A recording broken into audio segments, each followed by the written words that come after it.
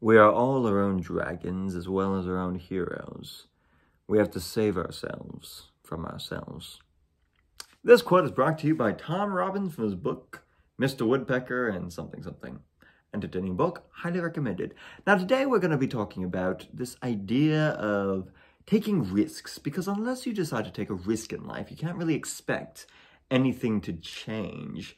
We're in this cycle where we start doing activities that we're accustomed to, that becomes comfortable, and we grow complacent with the things that we have grown habitually attached to. And unfortunately, after years and months and days of doing the same things over and over and over again, we start to go into this sensation that things are good enough, but they could be better, and I'd like a little bit more, but I'm not really willing to risk what I already have. So a risk you can take is maybe learning to read charts and trade stocks, or maybe getting rid of some of the things that you've been holding on to for too long, or maybe just applying to a college to take some online classes, or going out to an actual class and doing such and such, going for a run. These are the risks that we take that you will think of as a risk versus reward. I always think about this when I'm trading my stocks or my cryptocurrencies. What is the risk and reward at the point that I'm trading? And if the reward is substantially higher than the risk, then I'm going to take it. And if you go out into life with that same mentality, what's the risk/reward of going for a run, or getting in shape, or eating healthily, or decluttering your house so that you have more space to have the vibes you're searching for? What is the risk and reward? Maybe the risk you feel is you're going to lose a sense of comfort or security, and the reward is you're living a healthier life with a healthier environment or a healthier body, and you'll be able to do more things, or be able to invite more people over, or be able to have more substantive conversations. What's the biggest risk and what's the reward?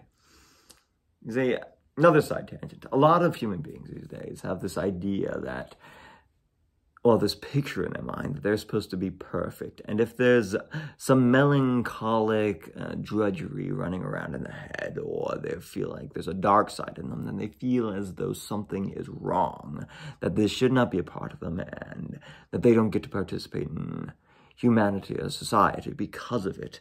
But en contraire, each and every one of us has a dark side mingled within us, and to denounce it completely, to even pretend it's not there, is root for disaster.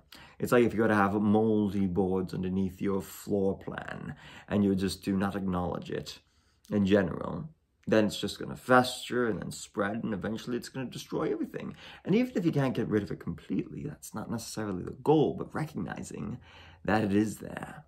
Just having an awareness that there's something inside you that may not be optimal, but not feeling bad about it.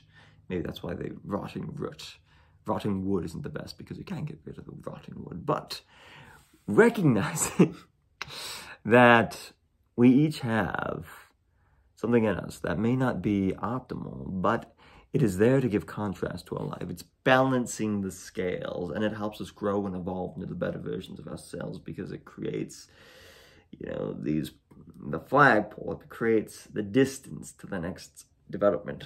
I don't know what I'm rambling on about, but recognize that you don't have to be perfect.